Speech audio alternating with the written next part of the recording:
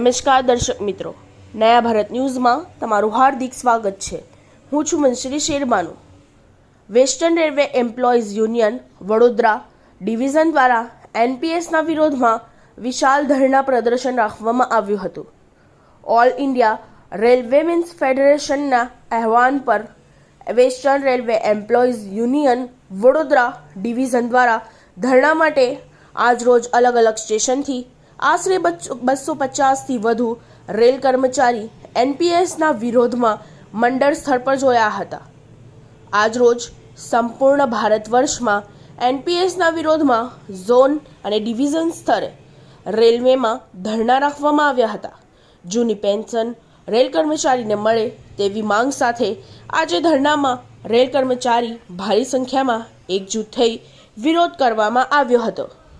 हल्ला बोल बापू हल्ला बोल बापू हल्ला बोल ड्राइवर बापू हल्ला बोल ड्राइवर बापू हल्ला बोल हम लोगों को मन बनाना है कि इस देश के ऊपर वही राज करेगा जो हमें तुम्हारे साथ है। NPS go back go back go back NPS go back go back go back OPS come back come back OPS come back come back आगे बढ़ो हम तुम्हारे साथ हैं। कॉमरेड संतोष पवार तुम आगे बढ़ो हम तुम्हारे साथ हैं। कॉमरेड एमपी मौर्य तुम आगे बढ़ो हम तुम्हारे साथ हैं। कॉमरेड एमपी मौर्य तुम आगे बढ़ो हम तुम्हारे साथ।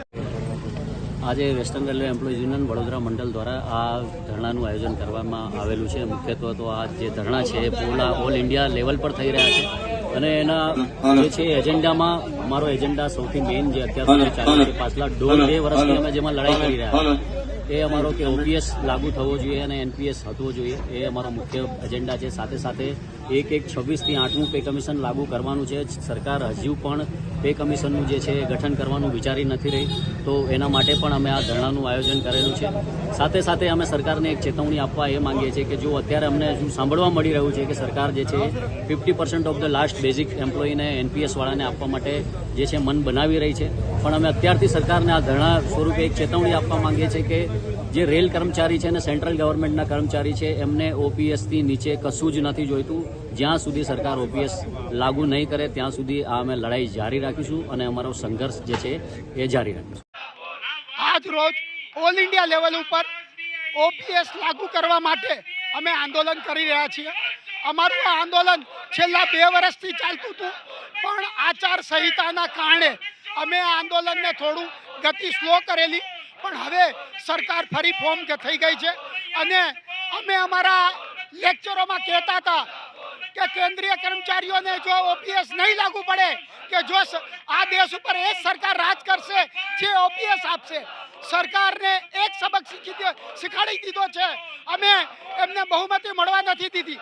જો અમારા કામદારોને ઓપીએસ લાગુ નહીં થાય તો આવનાર સમયમાં ભારત સરકાર માટે બહુ મુશ્કેલી ઊભી થશે અને અમને પૂરો વિશ્વાસ છે કે અમે ઓપીએસ લઈને રહીશું અને જ્યાં સુધી ઓપીએસ નહીં મળે ત્યાં સુધી અમારું આંદોલન ચાલુ રહેશે। इस वीडियो को लाइक करें, हमारे चैनल को सब्सक्राइब कर बेल आइकन जरूर प्रेस करें